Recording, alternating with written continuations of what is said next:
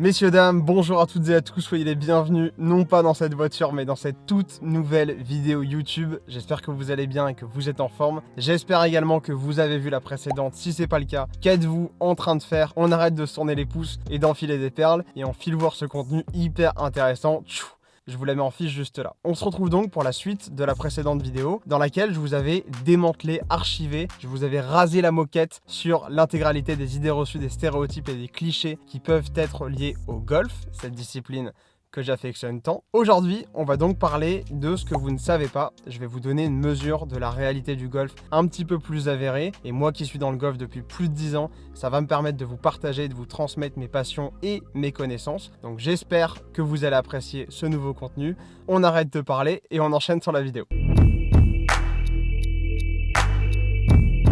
Alors avant de rentrer dans le vif du sujet, laissez-moi vous donner un petit peu de biscuit, un petit peu de cachet sur ce qu'est le golf réellement. Le golf est donc une discipline sportive, n'est-ce pas? Une discipline olympique également, elle l'est redevenue en 2016. Et c'est une discipline dans laquelle la règle du jeu est très simple.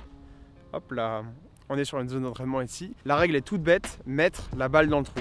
Bien entendu, il y a bon nombre de règles qui sont satellites à cette règle-là principale, mais je ne vais pas toutes vous les expliquer parce que le but n'est pas de vous permettre de tout savoir sur le golf, mais bien de vous donner les clés en main pour que vous puissiez en parler avec vos amis et éventuellement avec vos amis golfeurs. Alors le golf, tel qu'on le connaît aujourd'hui, est né au XVIIIe siècle en Écosse, en 1754 si je dis pas de bêtises, et surtout si Wikipédia dit pas de bêtises. Donc au XVIIIe siècle, avec la reprise du golf aux Pays-Bas en réalité, c'est la suite logique qui a été donnée à cette discipline. On pratique le golf avec au total généralement 14 clubs maximum dans le sac. Les débutants souvent n'ont pas 14 clubs mais seulement 3-4 pour commencer à s'initier. Le golf est un sport qui se pratique sur 18 trous. Vous avez 18 trous pour faire le moins de coups possible et rentrer la balle, rentrer au vestiaire et aller boire une bière pour fêter votre magnifique partie. Sachant quand même qu'aujourd'hui dans le monde, on compte pas moins de 66,6 millions de golfeurs. C'est énorme. C'est tout simplement la population de la France. Et pour vous donner une idée, ça représente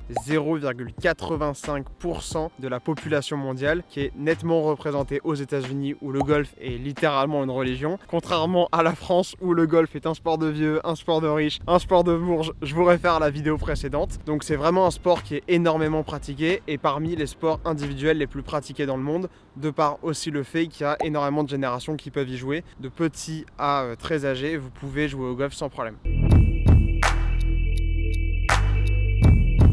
Alors l'une des premières choses qu'on me répète à chaque fois que je dis aux gens que je joue au golf, je parle pas trop fort parce qu'il y a des gens qui jouent autour de moi, c'est qu'ils ont essayé le mini-golf. Or, le mini-golf et le golf sont pas non plus complètement opposés parce qu'il y a certaines ressemblances, mais en fait le mini-golf est un schéma un peu plus industrialisé, en réalité beaucoup plus industrialisé parce que vous n'êtes pas dans la nature et que c'est quelque chose de purement physique et construit, mais le mini-golf est une pseudo-représentation de ce qu'on appelle au golf le putting. C'est le moment où vous allez devoir faire rouler la balle sur ce qu'on appelle le green, la zone où il y a le drapeau et où c'est tondu extrêmement ras pour que justement votre balle puisse rouler correctement. Le putting c'est ça, en fait c'est finalement un endroit où vous allez devoir être particulièrement délicat, précis et technique pour rentrer votre balle dans le trou et c'est évidemment, vous l'avez compris, la fin de chaque trou, des 18 trous dont je vous ai parlé tout à l'heure. Alors petite anecdote d'ailleurs sur le putting, la principale difficulté qu'on va rencontrer, ça va être de lire les pentes, tout simplement parce que le sol n'est pas droit et vu qu'on fait rouler la balle, il va y avoir toute une stratégie et tout un objectif à mettre en place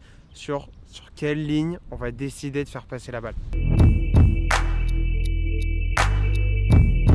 Alors comment est-ce qu'on aurait pu envisager de parler de golf sur cette chaîne YouTube sans parler de monsieur Sir Tiger Woods? Tiger Woods, pourquoi c'est le golfeur le plus connu de la planète et pourquoi c'est devenu une véritable icône? Tiger Woods, quand il est arrivé dans le golf, dans les années 95, quelque chose comme ça, 97 je crois, qu'il a gagné son premier majeur, Tiger Woods a révolutionné le monde du golf. Avant son arrivée, le golf était une discipline principalement basée sur l'habileté et la justesse technique. Il a fait du golf une véritable révolution puisqu'il a démocratisé tout autour de son sport la préparation physique et la capacité athlétique à pouvoir envoyer la balle le plus loin. Finalement, le golf est devenu un sport engageant beaucoup plus les capacités athlétiques, que ce soit musculaires comme de souplesse, pour pouvoir performer et exceller télé sur le terrain. C'est en cela que Tiger a complètement révolutionné le golf dans les années 2000. Bon, et après évidemment Tiger est un excellent golfeur, probablement même le meilleur golfeur de tous les temps, donc c'est normal qu'il soit classé parmi les sportifs les plus connus, mais Tiger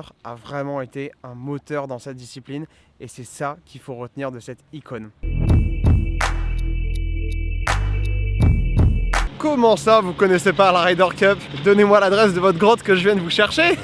La Ryder Cup est l'un des événements sportifs les plus visionnés au monde. On compte parmi ces événements les Jeux Olympiques, la Coupe du Monde de football, tout un tas d'événements qui rassemblent énormément de personnes. Et la Ryder Cup en fait bien entendu partie, pour la simple et bonne raison qu'elle est composée de deux équipes, une équipe européenne et une équipe américaine, composées chacune de 12 joueurs, qui s'affrontent pendant 3 jours, il me semble, du vendredi au dimanche, sur des épreuves, évidemment, comme vous l'avez compris, d'équipe, avec des duos, mais aussi le dimanche des simples, pour décrocher le titre suprême. La Ryder Cup est un rendez-vous qui a lieu tous les 2 ans, en alternant sur le sol américain et sur le sol européen, et qui réunit énormément de personnes. C'est d'ailleurs le seul événement dans le golf où il y a autant de bruit. Je vous mets une vidéo, mais je peux vous assurer que c'est vraiment des événements de foot.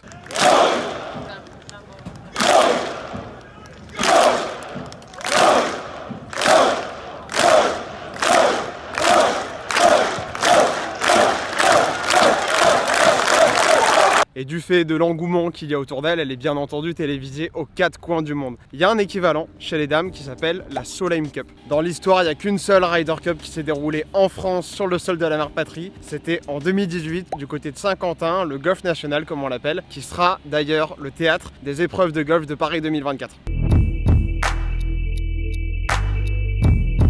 Alors un autre truc dont les gens n'ont souvent pas confiance quand je leur parle de golf, et je le vérifie à chaque fois que j'ai l'occasion de discuter avec quelqu'un qui a jamais touché à cette discipline, c'est qu'au golf il est possible de faire des trajectoires de balles. Vous pouvez décider de faire une balle basse, une balle haute, une balle en effet gauche-droite, une balle en effet droite-gauche. En fait il y a tout un tas de possibilités et vous allez juste avoir besoin de savoir un petit peu manier votre club. Donc par exemple venir couper la balle, faire un peu un slice comme au tennis, ou au contraire venir la lifter. Les joueurs de tennis savent de quoi je parle. Il y a tout un tas de possibilités et ça fait partie des paramètres dont les gens n'ont généralement pas conscience. Autre petit point par exemple, au golf, le vent, le facteur vent est un indicateur extrêmement important à prendre en compte quand on va prendre une décision. Il y a plein d'indicateurs comme est-ce que le terrain est vague ou pas, est-ce que le terrain est penché, est-ce que le terrain, je sais pas moi, est mouillé, il y a énormément de surface de jeu. Bref, tout ça pour vous dire qu'il y a beaucoup de paramètres à prendre en compte quand on va taper un coup de golf et ça les gens ne le savent pas. On pourra encore discuter de tout un tas de sujets sur le golf parce que ça a l'air de vous passionner,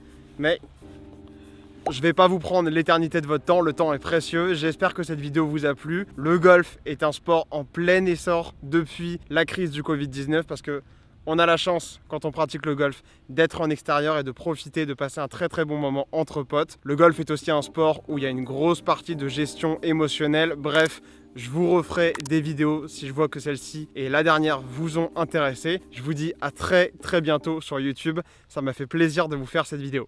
Bye.